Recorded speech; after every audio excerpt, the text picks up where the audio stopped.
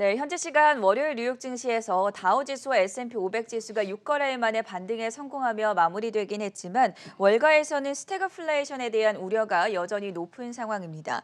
오늘 8월 소비자 물가 상승률이 발표될 예정이고 또 다음 주로 예정되어 있는 9월 FOMC에도 월가의 촉각이 곤두세워지고 있는 상황인데요. 그래서 오늘은 이 같은 내용들에 대해서 알아보는 시간 마련했습니다. 한국경제신문의 한상춘 눈설위원 나오셨습니다. 안녕하십니까? 네, 안녕하십니까?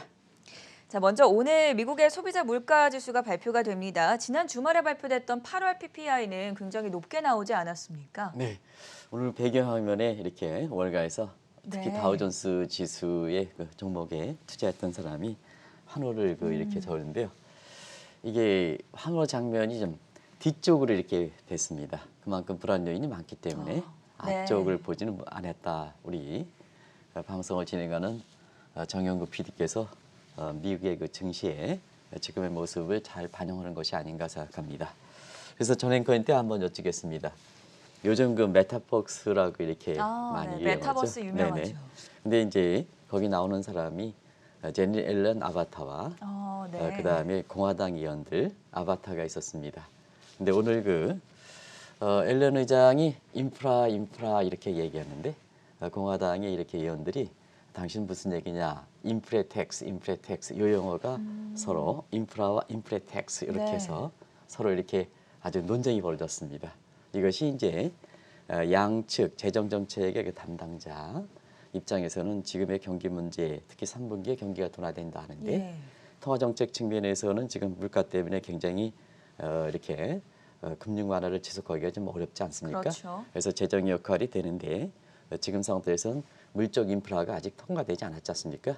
요거 좀 통과해달라는 어떤 절실한 감정에서 인프라 얘기하니까 공화당 의원은 사실 친월과 친증시 친기업 정책이기 때문에 네. 오늘 그 부각되는 것이 기업 입장에서는 지금 인플레이션 이게 이제 총수적이 아니라 공급 측의 임금이라든가 이런 측면에 네. 기업에서 이윤을 감소시키는 요인이거든요. 그리고 오늘 그 부각됐습니다는 사실 그 법인세율을 비롯해서 텍스 문제. 그렇죠. 그다음에 그러니까 인프레 텍스라는 것은 인플레이션의 플러스 텍스의 합성 용어다. 그래서 오늘 이렇게 그 앨런 의장은 인프라 얘기하는데 사실 그 공화당의 상원의 그 아바타는 인프레 텍스 해서 지금의 뉴욕 증시를 메가박스해서 아바타들의 논쟁이 하는 과정에서 그대로 보여준 것이 아닌가 생각합니다. 예.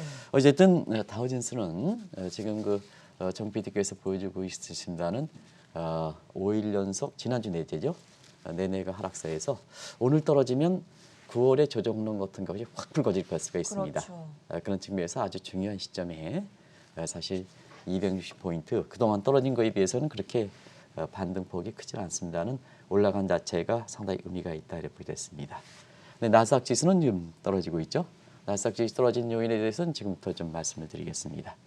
그런 과정에서 사실 오늘 러셀 지수 같은 중소기업들의 주가가 비교적 큰 폭으로 올라간 것이 왜 그럴까 하는 측면이 바로 그런 아바타 간의 그 논쟁에서 이 중소기업 지금 K자형 구조에서 가장 밑에 있는 이런 쪽의 정책 우호적인 정책이 추진될 것이다 하는 이런 측면에서 사실 러셀 지수라든가 이런 것이 비교적 큰 폭으로 올랐다 이렇게 보겠습니다. 아무래도 이제 다우존스가 5일 연속 거래 연속 하락에서 반등이 했지만 여전히 짓눌리고 있는 것이 다음 주에 FOMC 회의 관련해서 물가다 이렇게 보겠습니다. 물가는 지금 생산자 물가발 스태그플레이션 우려가 여전히 잠복되고 있죠. 왜냐하면 지난 주말에 이렇게 발표했던 생산자 물가가 오히려 크게 나왔죠. 물론 이제 예상은 해드렸습니다는 8.3% 굉장히 높게 나와서 저도 이제 깜짝 놀랐습니다. 미국의 그 PPI 통계 생산자 물가가 2010년에 작성했는데요. 이후로 최고치다 이렇게 보겠습니다. 요즘 그 통계 작성일로 최고치다 이런 얘기를 많이 하죠. 네. 아마 전 앵커도 방송을 준비하면서 이 통계 작성 이래로 최고치다 이런 얘기를 지금 많이 하고 있는데요. 그것이 지금의 앞서 말씀드린 같이 인프레 텍스라는 이런 그 용어가 새롭게 나올 만큼 인플레이션에 대해 관심이 되고 있다 이렇게 보겠습니다. 그리고 향후의 그 물가의 기대치 이런 부분이 물가가 일시적이냐 아니냐 이 여부를 판단하는 데 굉장히 중요한 요인인데요.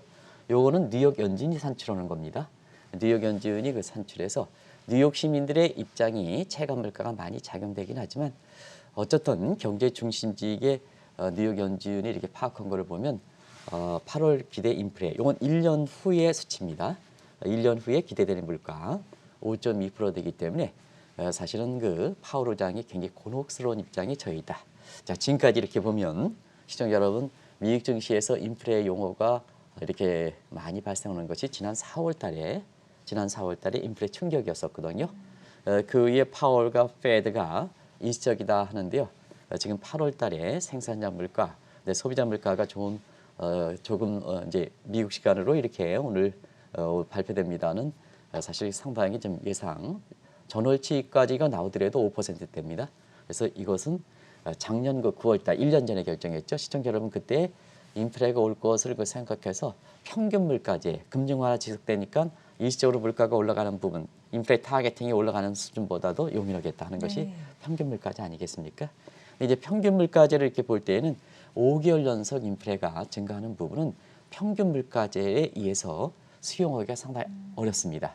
왜냐하면 이걸 간단히 좀 어렵게 얘기하면 지금 미국은 경우에 따라서는 사전 기준금리 사전 예고제거든요. 네. 지난 그 버넌키 입장에서 보면 우리가 최적 경로 금리 전도표라고 있죠. 전도표라고 이렇게 있는데 옵티멀 컨트롤 룰에 의해서 일종의 사전 금리 예고자입니다. 이렇게 해서 이제 금리 궤적을 가져가는데요. 이게 이제 잔차 부분에서 너무 커지는 부분, 요 커지는 부분이 이게 추세로 될 때는 인플레 물가 통화 정책에 반영돼야 되거든요. 근데 이제 지금 물가가 일시적이라 하는데 자 5개월 연속 물가가 예상보다 월등히 높아지니까 이게 이제 일시적인 아니라는 얘기입니다. 추세적이다 하는 이런 측면에서 파월 의장이 아주 곤혹스러운 환경을 받고 있다 이렇게 보겠습니다. 그러다 보니까 월가 입장에서는 오늘 다우지수가 반등하긴 했지만 이 물가에 많은 영향을 받고 있는 나스닥 같은 경우는 오늘 소폭이긴 하지만 떨어지고 있지 않습니까? 그런 측면에서 심리에 해당되는 각종 용어들이 인플레 관련된 용어들이 많이 나오거든요. 그런 것이 일전에 말씀드렸습니다는 퍼거슨 이렇게 후보 연구소의 선임 연구원이 하이퍼 인플레이션이라든가 그 다음에 미국의 하버드의 케너스 로프코프 교수에 굉장히 활발하게 많이 말씀을 하시는 분이죠. 파워박 테스트 문제라든가 그 다음에 오늘 얘기했던 인플레이션의 텍스 문제가 불가하니까 인플레 텍스 이게 합성어죠. 이런 쪽의 용어들이 많이 나오고 있다 이렇게 보여졌습니다. 그런 과정에서 오늘 미국에서 보면 미국은 생산 국가가 아니라 소비 국가입니다. 중국은 소비자 물가 가지고 중국의 물가를 따지는데요. 그건 잘못된 겁니다. 중국은 생산의 단계이기 때문에 생산자 물가가 중요한 겁니다. 근데 미국은 소비 국가입니다. 그래서 소비자 물가가 중시한다 이렇게 보여졌습니다. 그래서 지난주에 그렇게 생산자 물가가 충격적으로 나왔습니다는 오늘 그 생산자 물가가 독과점에 의해서 아마존이든가 뭔가 독과점에서 과거처럼 이것을 자기가 안아주는 그래서 아마존 효과 예를 들어서 이마트 효과에서 가격을 떨어뜨리는 그래서 소비자 물가에 전가시키지 않았습니다는 책에 보면 자기네들이 앓으면 이윤이 감소하니까 소비자에게 전가시키는 독과점 구조 우리가 허스만 스핀들 지수에서 이렇게 보면은 굉장히 독과점 지수가 높아진 상태거든요. 이거를 뭐냐 이 네트워크에 의해서 이점을 본인들이 좀 알아줘야 국민들이 혜택을 받는 건데요. 독과점 그 구조가 굉장히 심하다 보니까 이걸 좀 기업 권력을 이용해서 소비자에게 전가시킨다는 얘기거든요. 그런 각도로 이렇게 볼 때에는 사실 소비자 물가도 의외로 좀 높게 나오지 않겠느냐 하는 것이 지금 뭔가를 짓눌리고 있는 상황이다 이렇게 보겠습니다. 지난 주말에 8월 생산자 물가가 높게 나옴에 따라서 스태그플레이션 우려가 더 빠르게 확산되고 있지 않습니까? 네, 생산자 물가 높게 나왔죠. 앞서 말씀같이 7월에 7.8에서 8월에 그 8.3%에서 비교적 굉장히 높게 나왔는데요. 7.8에서 8.3으로는요. 시청자 여러분 작년에 7월 달까지도 베이스가 굉장히 안 좋았습니다.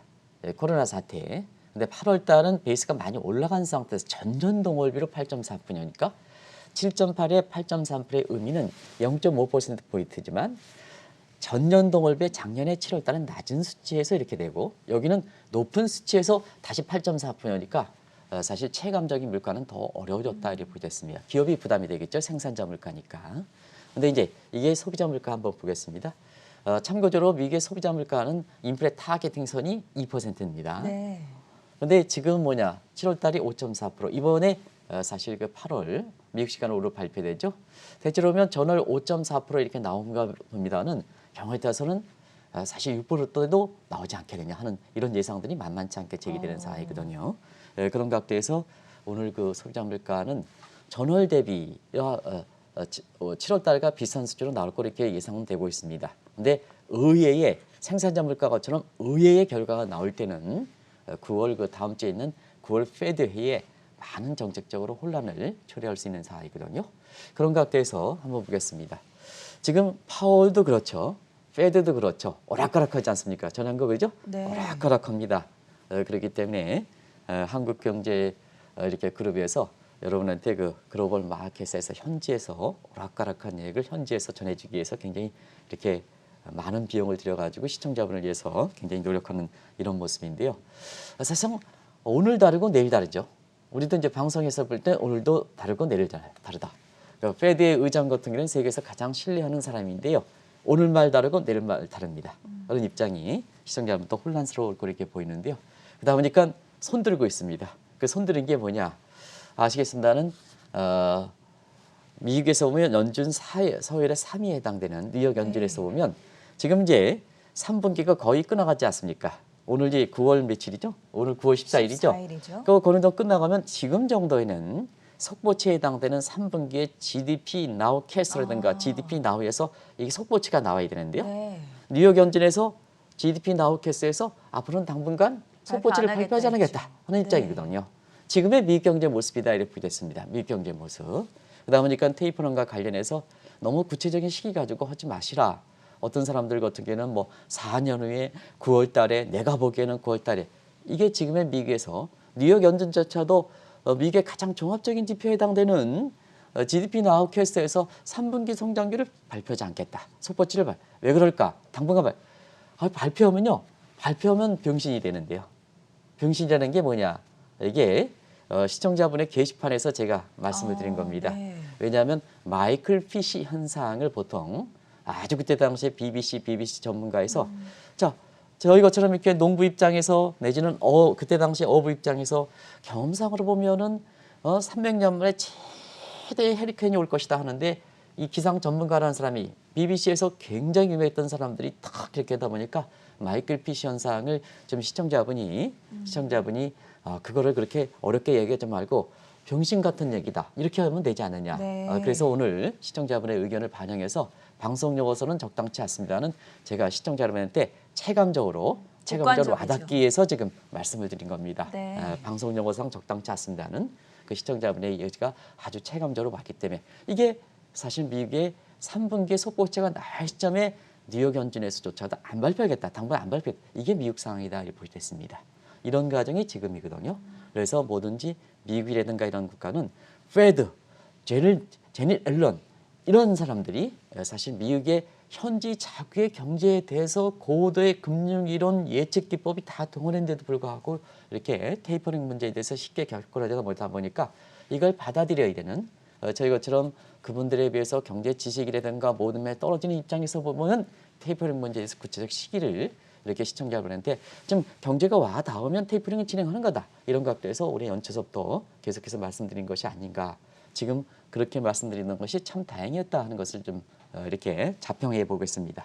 어쨌든 사실 그 미국의 3분기 성장률의 속보치가 발표하지 않을 만큼 뉴욕 연준이 지금의 경제가 어려운데요. 그래서 또 하나의 그 속보치를 발표하는 애틀란타의 GDP 나우, 연준에서는 GDP 나우 캐스터고 애틀란타는 GDP 나우죠. 네. 이번에 발표했습니다. 이번 시점에 이제 지금 시점이 발표 시점이거든요. 근데 지금 뉴욕 연준 그때 무렵에 지나서 2분기 성장률의 확정치, 파이널 수치가 지금은 잠정치가 6.5, 속보치 6.5, 6.6 이렇게 볼 때 6.5 정도 나올 것 같습니다. 근데 지금의 3분기입니다. 이거는 3분기에 이게 속보치가 이렇게 3.7% 정도고 모건 스탠리 같은 경우는 3.5% 정도니까 2분기에 6.5%, 6.6% 이렇게 본다면 거기에 절반 토막으로 나오거든요. 이게 지금 모습이거든요. 예. 그러다 보니까 자연스럽게 물가는 올라가고 그 다음에 사실 성장률이 떨어지는 이런 스태그플레이션 현상이 미국 증시를 짓누르고 있는 거다 하는 것을 말씀드리겠습니다. 그리고 또 한 가지는 중국의 생산자 물가도 지금 9.5% 나왔죠. 9.5% 나왔는데 10월 달은 얼마나 나오냐. 지금 국제유가라든가 중국은 이렇게 유가 문제 이런 문제에서 생산자 물가에 많은 영향을 받거든요. 네. 그런 과정에서 보면 지금 국제유가가 오늘 서브텍 4.16으로 배럴당 70달러가 돌파했습니다. 그렇죠. 그렇기 때문에 이 문제는 9월 달, 이게 10월 달이 발표되겠죠. 10%가 되는 게 아니냐 하는 예상 속에 이 인플레 관련된 용어가 증시에서 텍스 마이닝 기법에 의해서 가장 화두가 되고 있다. 가장 빈번하게 얘기되고 있다 하는 것을 말씀드리겠습니다.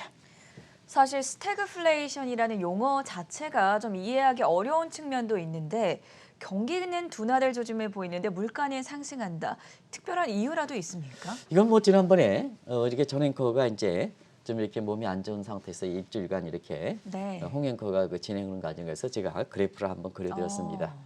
그래서 우리가 총공구곡선, 총수곡선에서 시청자 여러분 그때 당시에 좀 우리 스태프진들이 워낙 바빠가지고요. 제가 그냥 그래프로 해서 그려드린 적이 있는데요. 네. 그런 측면에서 보면 비용 여건이 우리가 보면 물가는 경제가 좋아서 디맨드 풀 사이드에서 수요 그 견인 인플레이션 경기가 네. 과열일 때 물가가 올라가겠죠. 근데 이제 비용 여건 이 총고곡선 비용 여건 코스트 프리시에 의해서 물가가 이렇게 올라갈 때는 사실 그 총고곡선이 좌측으로 이동되면서 성장률 떨어지고 물가가 올라가는 일반적으로 성장률이 올라가면 물가가 올라가는데 이거는 거꾸로 성장률이 떨어지는 스태그네이션에서 물가가 올라간다. 인플레이션 합성용어 스태그플레이션 이렇게 나온다 이렇게 됐습니다. 그런 과정에서 지금 자 우리가 GDP 엘테란테 GDP 이렇게 나오라든가 이런 측면에서 보면 성장률이 3분기에 반토막 되는데 왜 이렇게 물가가 올라갈까? 공급 측이다. 그러면 공급 측이 뭘까 하는 측면에서 지금은 노동시장이 이렇게 우리가 신규 실업 창구 건설이라든가 절반으로 나오면 이걸 부진하다 얘기는 하면 안 된다 하는 걸 말씀드렸습니다. 병목 현상이기 때문에 IT 같은 경우에는 이렇게 수요는 많은데 과열이 되겠죠. IT 분야. 근데 교육받은 사람이 부족하다. 그리고 밑에 사람들은 지원금이 있기 때문에 코브라 이펙트에서 굳이 노동시장 참여하지 않는다. 그래서 신규 실업 청구 건설이라든가 이런 쪽이 이렇게 신규 고용 창출 건설가 나오면 부진하다. 이렇게 하면 안 된다. 오히려 과열이기 때문에 그렇다 이렇게 보겠습니다. 과열이기 때문에. 그런 과정에서 버틀렉이라든가 이런 쪽의 코브라 이펙트 때문에 지금 공급 부족에 의해서 공급 부족이죠. 공급 부족이니까 임금이 올라가야죠. 임금이 올라가야죠. 그래서 지난 5개월 동안 임금 상승률 보면 2.8%. 미국에서 보면 임금 상승률 인플레 타겟팅 선이 2%를 벗어나면 굉장히 코스프시 물가의 요인입니다. 근데 지난 그 5개월 동안의 임금 상승률 보면 2.8%. 그러니까 자 전문직에서는 수요는 많은데 공급 부족하니까 게임에 개발했던 사람은 높은 연봉을 주고 국내에서 데려가야죠. 이렇게 되는 거죠. 네. 그리고 전문직 같은 경우 그래 지원금 주니까 저 밑에 사람들 안 들어와? 그러니까 뭐냐 서비스 같은 경우는 공공 서비스라든가 이런 사람들 있잖아요. 이런 사람도 임금이 올라가죠. 임금이 올라가죠. 그런 측면에서 공급 측에서 이렇게 미국에서 보면 임금 상승률이 공급 코스트 푸시의 가장 큰 요인을 차지하는데요. 바로 이렇게 임금이 상승하기 때문에 그렇다 이렇게 됐습니다. 그리고 집값 많이 올라갔죠. 이건 좀 빼겠습니다. 워낙 많이 말씀드려서 미쳤다 할 정도로 주택시장에 공급 소비자 물가에 이게 레이 서머스 같은 경우는 소비자 물가의 40%를 차지하지 않습니까? 이게 아직 반영되지 못하고 있습니다. 그래서 굉장히 우려가 되는 거거든요. 지금 상태에서 5.4%에 40% 정도를 따지는 집값 상승률을 때려보내면 7% 나옵니다. 7% 나옵니다. 그냥 단순히 얘기해서 7%가 납니다. 이게 인플레다라는 걸 말씀드리고 이렇게 올해 들어서 시청자 여러분 저희들도 이제 김장김치를 심었는데요. 김장김치가 잘 안 될 것 같습니다. 올해 김장값 비쌀 것 같습니다. 네. 왜냐하면 늦가을에 이렇게 생육호는 7월 말 8월 초에 심으면 이게 이제 8월 달 추석 전까지는 좀 화창하게 돼야 이게 이제 김장 이렇게 심는 것이 잘 자라는데 네. 올해 그냥 추운 과정에서 늦장마가 왔습니다. 그래서 이렇게 우리가 이렇게 김장김치 원배추라든가 이런 거 이렇게 보면요. 이게 잘 자라지 않고 있습니다. 자라지 않고 있기 때문에 김장이 좀 비싸지 않겠느냐 이렇게 하는데요. 올해는 기상제휴가 많았죠. 이렇게 예상치 못하게 이렇게 기상이입이 되다 보니까 농산물 가격이 많이 올라가죠. 그래서 에그플레이션이라는 표현 시청자 여러분 농산물가 물가 요새 굉장히 많이 올라갑니다. 네. 추석 앞두고 정부가 출하 물량이 되지 않았을 때는 진짜 농산물 가격 많이 올라갔을 겁니다. 그리고 그린 인플레이션 지금 탄소 제로해서 지금과 같이 이렇게 사실 모든 국가들이 이렇게 대가뭄 그다음에 대화재 이렇게 발생하는 그레이트 자가 다 붙어 있는데 대가뭄, 대홍수, 대화재 이런 표현을 쓰죠. 그냥 화재 이런 것도 안 되고 산불, 대산불 이렇게 되는데요. 이런 그레이트가 불 정도로 하는 문제에 있어서는 이게 탄소와 관련된 문제다. 그린 인플레이션 문제다. 이렇게 보겠습니다. 그리고 여기에 코스트 요건에 다시 한번 이렇게 얘기하는 게 지금 시점에서 법인세 인상 문제. 그리고 지금은 미국의 소득세에서 연간 소득 500만 달러 이상일 때는 아주 초율의 소득세. 예. 그리고 캐피탈 게인에 대해서도 캐피탈 게인 텍스가 이렇게 갚죠. 여기에 세계적으로 보면 이렇게 구글세를 회피하는 방안으로서 다른 국가에 PP했었는데요.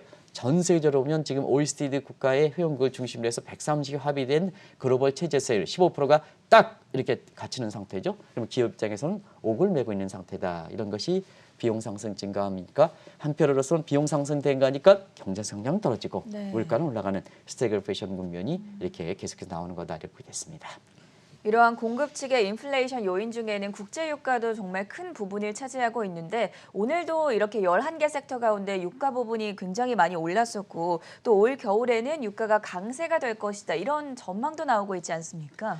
네, 이런 그 비용 요건이 돼서 미국에서 보면 스태그플레이션의 윈즈 기류가 부는 상태에서 네. 국제 유가가 오늘 사실상 경제 성장률이 떨어진다 하더라도 그러면 경제 성장이 떨어지면 유가가 떨어져야 되겠죠. 근데 유가가 올라가 버린단 말이에요. 네. 그러면 공급 측 요인이 작용. 우리가 설명하는 공급 측 요인이 작용하고 있다는 얘기죠. 그런 측면에서 시청자 여기 이제 우리 정 PD께서 유가가 오늘 3분기 성장률이 절반 토막으로 떨어진다 하는 애틀란타의 GDP, 그리고 중국도 성장률이 떨어진다 하는데도 불구하고 유가가 올라가는 이런 모습은 경기적 측면에서 유가는 당연히 떨어져야 되려 올라가는 것은 공급 측 때문에 그렇다 이렇게 보이지 않습니다. 그러다 보니까 스태그플레이션이 이렇게 처음으로 용어가 나왔을 때 1980년대 초로 되돌아가는 거죠. 이때 스태그플레이션 용어가 처음 나왔거든요. 아시겠습니다. 이때 공급 측이죠. 자, 그때 경기도 안 좋고 이런 상태에서 1979년 중동에 제2차 얼쇼크가 발생하니까 국제유가가 뛰면서 사실 그 경기가 침체가 더 되는 스태그플레이션 현상이 이때 처음 나왔다 이렇게 보겠습니다. 근데 이제 국제유가 추이를 한번 보겠습니다. 오늘 70달러 배럴당 넘었으니까 서브텍사스 시청률을 기준으로 유가는 2014년 상반기에 100달러가 됐습니다. 100달러. 오늘 뭐 외신들 보면 100달러 얘기가 많이 이렇게 나올 겁니다. 네. 방송 전에 보셨죠? 네. 오랜만에 보셨을 겁니다. 이 기억을 상기시키기 위해서 몇 년 만이냐? 2014년 상반기니까 지금 상태에서 보면 100달러라는 용어가 나오게 된 게 7년 만입니다. 그러다 보니까 100달러 예상이 실제 여부와 관계없이 체감적으로 확 닿는 거죠. 오랜만에 나왔으니까. 그렇죠. 그리고 국제유가가 더 100달러라는 용어를 증폭시키는 것은 2016년 2월 달 한국경제팀이 집중적으로 분석해서 그때 국제유가 20달러도 붕괴돼서 배럴당 16달러 됐습니다. 그렇군요. 그때 따지면 지금 뭐냐 170달러니까 확 다가오는 거죠. 네. 그래서 오늘 월가에서 보면 우리가 똑같은 수치를 하더라도 이게 뭐냐 심리적 요인을 보면 확 다가오면 더 이렇게 증시의 그 투자 심리에 영향을 미치는 거고요. 그걸 비교시켜 드리기 위해서 제가 월가에서 이런 얘기가 나왔기 때문에 그냥 우리 국내 그 이렇게 뉴욕 특파원이라든가 전해주지 못하는 얘기를 분위기를 전해주는 겁니다. 그래서 100달러 용어가 처음 나왔는데 이게 7년 만에 나왔다. 굉장하죠. 실제 여부와 관계없이. 그리고 2016년 2월 달에 16달러에서 지금 뭐냐 100달러 나오니까 굉장히 충격적이죠. 그러다 보니까 사실 이런 과정에서 뱅크 오브 아메리카 이게 원자재 관련해서는 아메리카 뱅크는 굉장히 예측력이 높습니다. 그래서 예측력이 골드만삭스가 80달러를 받는데요. 오히려 원자재 가격은 뱅크 오브 아메리카가 예측력이 높거든요. 그래서 네. 100달러 얘기 나오거든요. 100달러. 그래서 공급 측에서 사실 지금의 버틀렉 원유 시장도 버틀렉이라든가 이런 감안해 볼 때에는 올겨울에 한파가 올 때는 100달러 가지 않겠느냐. 그리고 지금 결제 통화의 문제거든요. 결제 통화 문제. 지금은 아시겠습니다. 미국이 이라크라든가 이런 게 포기하고 있습니다. 왜냐하면 자체적으로 보면 대체 에너지 많이 개발되고 원유 매장량에서 가성비가 높은 게 중동 지역은 이제 가성비 높은 건 다 캐버렸거든요. 그러니까 심해 이렇다 보니까 미국 입장에서는 세계적으로 메이저 플레이어들이 칼텍스라든가 뭔가 해서 중동 원유 가지고 이렇게 하면 수지 타산이 안 맞는다는 얘기입니다. 그래서 미국의 매장량을 캐게 되는 거거든요. 그러면 중동을 버리게 되는 거죠. 아프가니스탄 버리게 되는 거죠. 그래서 정치군사적 측면과 갈비되어 있다. 이 틈을 파고들어서 중국이 텔레반, 아프가니스탄, 이라크 이렇게 손을 뻗치는 거죠. 1대1로 계획에 의해서. 그때 1대1로 계획의 가장 큰 것은 위안화 국제화 문제 아니겠습니까? 결제 통화를 달러 결제, 원유 결제에서 90% 이상 이거는데요. 중국이 이걸 파괴해서 원유 시장에서는 위안화 결제가 높은 과정에서 여기에 혼란은 공급 측의 요인이죠. 이런 요인이 가세돼서 지금 세계적으로 보면 경기가 둔화된다. 그러면 유가가 떨어지는 데 불구하고 코스트 푸시 때문에 유가가 올라가는 이런 현상이 된다 이렇게 보겠습니다. 지금 상태에서 국제유가가 서부 텍사스 중으로 배럴당 $70 이상이 되면 미국도 생산자 물가가 지금 8%대 되는데요. 8%대 고공행진 지속되지 않겠느냐 하는 이런 측면의 예상이 나오는 거다 이렇게 보겠습니다. 한 나라 경제에 스태그플레이션이 오면 무섭다라는 말이 들리는데요. 그런 즉슨 정책적으로 대응하는 데 한계가 있기 때문이 아닌가 싶습니다. 이 부분도 살펴주시죠. 네, 시간이 많이 경과되는데요. 1980년대 이렇게 보면 그때 당시에는 경기 대책으로는 케인지안 경제거든요. 네. 경기가 떨어지면 경기가 침체되면 소비, 투자 부축효, 정부 지출 증대돼 수요 견인, 경기 회복하고 경기가 과열되면 거꾸로 되는 거죠.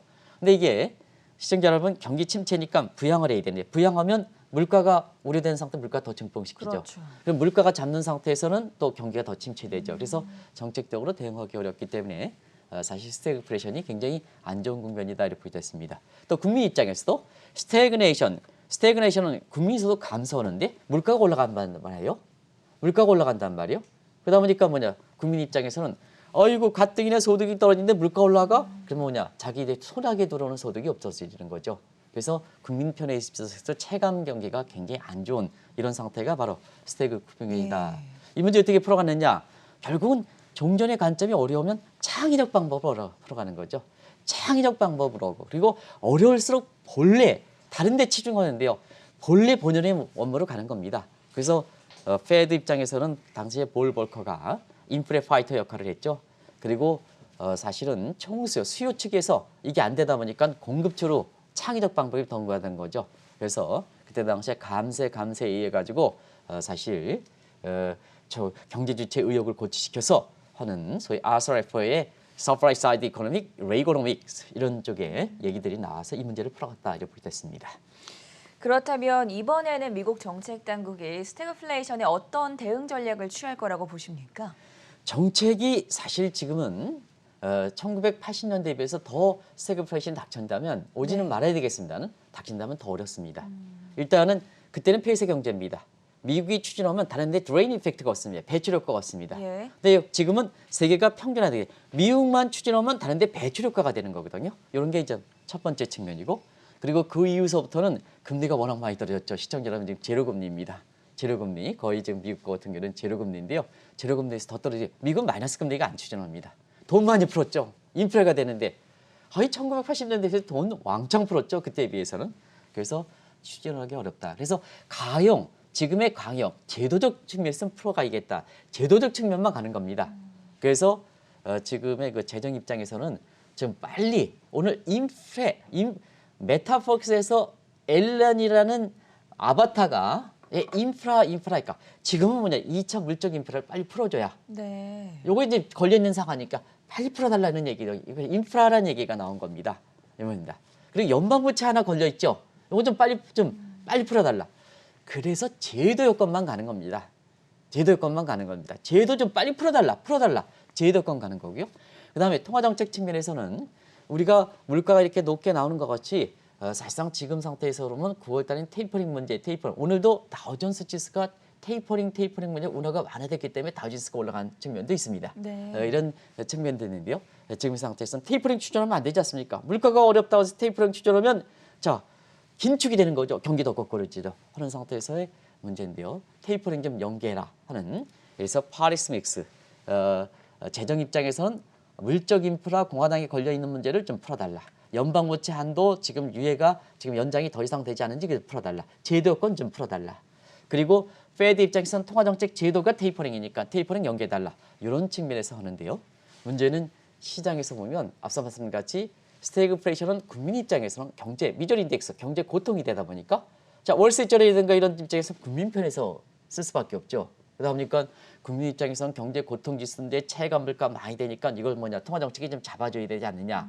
그래서 페드 입장에서는 과거 1980년대와처럼 다른 걸 생각하지 말고 당신은 물가만 잡아라. 이런 쪽에서 월스트리트저널이 지금의 혼란한 국면에도 불구하고 사실 그 테이퍼링 추진과 관련 로드맵을 이렇게 발표해서 굉장히 월가 입장에서는 굉장히 이것이 충격적으로 받아들이는 거죠. 그런 측면이 지금이다 이렇게 보겠습니다. 말씀해주신 대로 지금과 같은 민감한 상황에서 지난 주말에 월스트리트저널이 테이퍼링 추진 로드맵을 발표하면서 파장이 컸습니다. 어땠습니까? 네, 로드맵은 두 가지가 있었죠. 하나는 뭐냐면 작년에 매월 국채 800억, 네. 그다음에 MBS 주택자금 400억. 풀 때는 2대 1로 했는데 줄일 때도 2대 1로 해달라 하는 것이 이제 하나의 방안이고, 그다음에 우리가 미국의 집값이 아주 이상적인 그 급등 현상이니까 이것부터 잡자 해서 MBS 먼저 회수, 그다음에 나중에 국채 이렇게 이제 하는 것이 투 스피드 테이퍼링 요 방안인데요. 월세절에선 두 방안 중에 사실 그 첫 번째 풀 때와 회수할 때는 똑같은 비율을 가져가 있는다. 시장이 그러한 요인이 적어서 요 방안을 제시했습니다. 그래서 요 방안일 때는 자 이번에 그 테이퍼링 9월 11월 달부터 구체적으로 추진해서 이게 굉장히 빠릅니다. 8개월 만에 매월 150억. 근데 국채 나갈 때 이렇게 800억, 400억이니까 자 150억을 3으로 나누면 50이 되죠. 그래서 2대 1 해서 국채 100억, 그다음에 MBS 50억. 이렇게 해서 이걸 8개월 만에 하면 딱 들어맞죠. 1200억 딱 들어맞죠. 이렇게 해서 굉장히 급진적인 테이퍼링을 지지해서 사실 시장에 충격을 미쳤던 겁니다. 다만 한 가지 이제 이렇게 보면 지금은 언론기관의 역할이 굉장히 큽니다. 한국 경제에서 왜 글로벌 마켓이 하느냐 하면 언론은 사실 그 정보를 증권사에 나오는 정보를 이렇게 전해주지 않느냐. 근데 이게 이제 예측이 잘 안 맞거든요. 그런 측면에서 보면 월스트리트저널도 시장에 미치는 충격이 큰 거는 정보를 전해주는 것뿐만 아니라 월스트리트저널의 배럴이든가 예측이라든가 지수 있잖아요. 이런 걸 지수를 다 만들기 때문에 월스트리트저널 언론기관이 미국의 그 시장에서 차지하는 위치가 굉장히 크거든요. 그렇기 때문에 정보를 단순히 이렇게 전해주는 것만 가지고 언론기관은 살 수가 없습니다. 그러다 보니까 지금 시청자분이라든가 이런 것을 자 금융기관이 이것을 자기 이해관계에서 예측력도 뭐냐, 이거 오늘 주식은 이거 뭐 어제 같은 경우는 카카오 이제 많이 떨어졌다 사세요. 근데 카카오는 계속 정부 규제가 돼서 계속 떨어지지 않습니까? 그렇죠. 이해관계에 의해서 자기 이해관계에서 이렇게 종목 추천이라든가 다르다 보니까 제3자 기관의 언론이 그 역할을 담당하는 거거든요. 그게 한국경제미디어그룹의 글로벌 마켓이다 이렇게 보겠습니다. 앞으로 굉장히 다양한 정보를 제공하고 다양한 이렇게 그 증권사의 영역을 다 이렇게 파고들 수 있는 그런 쪽으로 이렇게 저희들이 이렇게 구상하고 있는데요. 그게 그렇습니다. 이게 증권사 입장에서는 정말로 이제 고객 입장에서 해줘야 된다는 얘기입니다. 네. 증권사 입장, 은행 입장에서는 자기의 수익적인 가치에서 에너리스트라든가 이코노미스트 하면 이렇게 앞서 말씀드린 같이 시장에서 다시 한번 거론하기 어렵습니다는 아까 제가 했는데요. 그냥 마이클 피시 현상 때문에 진짜 이제는 이렇게 증권사를 매매하는 그래서 우리나라 보통은 기업체들도 이제는 뭐냐 기업체를 내가 운영하겠다. 오늘 한번 신문 보세요.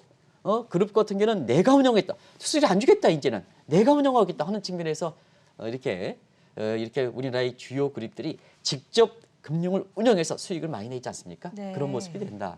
그런 거에 지금 상태다 이렇게 보겠습니다.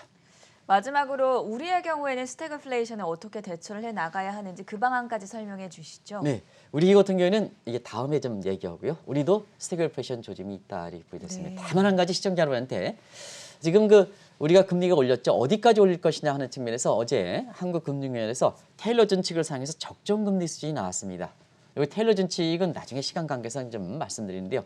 지금 적정금리 수준이 2.55%로 나왔어요. 2.55%. 그러면 지금이 0.75니까 다 이렇게 올린 건 아닙니다는 지금 1.8%포인트 정도 이렇게 적정수면 지금 0.7은 낮은 수준입니다. 앞으로 금리는 계속해서 올라간다. 그러면 뭐냐 재테크 관점에서 사실 금리 인상에 많이 되는 부채가 많은 이렇게 사실 그 주식은 사지 마시고요. 그다음에 금리가 이렇게 올라가면 변동금리냐 고정금리냐 이런 쪽에 사실상 모습이 이렇게 정리될 수 있는 성질일 것이 아니냐 이거 좀 이렇게 되는데요. 네. 그래서 지금 우리나라 같은 경우는 코스트적인 측면에서 많이 나와서 금리 인상, 신용 축소, 테크레시, 경기도나 인플레 이렇게 나오니까 한국 증시가 연초에는 4,100까지 보는 시각이 있습니다. 무슨 뭐 이렇게 무슨 증권사의 부장이라는 사람이 4,100까지 가는데 지금은 외국인을 중심으로 해서 3,500도 어려운 게 아니냐 하는 이런 쪽의 시각도 만만찮게 전개된다 이렇게 보겠습니다. 월가에서 개통 우려가 높아지고 있는 스태그플레이션에 대한 자세한 설명 들어봤고요. 지금까지 한국경제신문의 한상춘 눈설위원이었습니다. 고맙습니다. 네, 고맙습니다.